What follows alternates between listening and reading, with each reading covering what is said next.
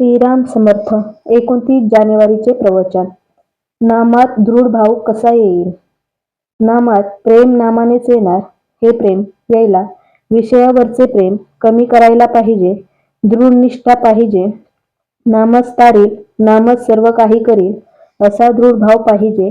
तो ठेवून व्यवहारातले प्रयत्न चालू ठेवावे. पण यश देणारा परमात्मा असा भाव पाहिजे. वैद्याकडचे औषध आपण गड्याकडून आणवतो, पण गुण गड्याने दिला असे नाही म्हणत. याच्याही पुढे जाऊन वैद्याच्या औषधाने आलेला गुण परमात्म्यानेच दिला असे का मानित नाही? परमात्म्याला शरण जाणे म्हणजे परमात्मा आपला आहे. त्याच्या वाचून आपल्याला दुसरे कुणी नाही. आपण काही करीत नसून सर्व तोच आपल्या हिताकरिता करतो आहे असा दृढ विश्वास ठेवणे. आपण आपल्या बायको मुलांवर प्रेम करतो कारण त्यांना आपले म्हटले म्हणून, म्हणजे प्रेम हे आपलेपणात आहे. मग परमात्म्याला आपले म्हटले म्हणजे सहजच त्याच्यावर प्रेम बसणार नाही का? दुसरे असे की भगवंत हा आपला जिवलग सखा आहे. तो सर्व काही आपल्या हिताकरिताच करतो आहे असा विश्वास धरल्यावर काळजीला तरी जागा कुठे उरली? आपली देहबुद्धी नाहीशी होण्यातच आपले हित आहे.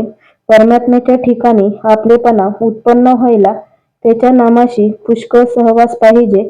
सिद्धीच्या चमत्काराच्या पाठीस लागू नये, ती आपल्या मार्गात विघ्ने आहेत.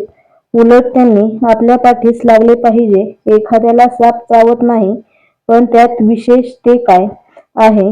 सापात काय किंवा कशातही काय? भगवद्भाव आपलेपणा पाहता यावा म्हणजे कोणीही आपले शत्रू होणार नाहीत. आई आपल्याजवळ आहे या भावनेने मूल जसे निर्भय असते, तसे भगवंत आपल्यापाशी आहे या भावनेने आपण निर्धास्त व्हावे.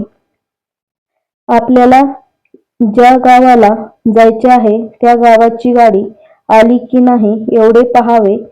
गाडीत कोण भेटतो याला फारसे महत्त्व नाही.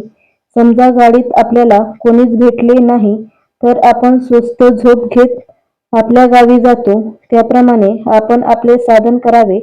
सृष्टीची तत्त्वे किती आहेत वगैरेच्या भानगडीत पडू नये. त्याचा निकाल कधीच लागायचा नाही. शंका गेल्याशिवाय नाम स्थिरच होत नाही हे लक्षात ठेवावे. देहबुद्धी जोपर्यंत आहे तोपर्यंत नामाचे महत्त्व कळणार नाही.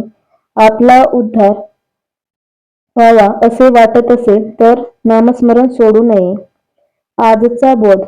परमात्मा जसा निरुपाधिक आहे तसे नामही निरुपाधिक आहे.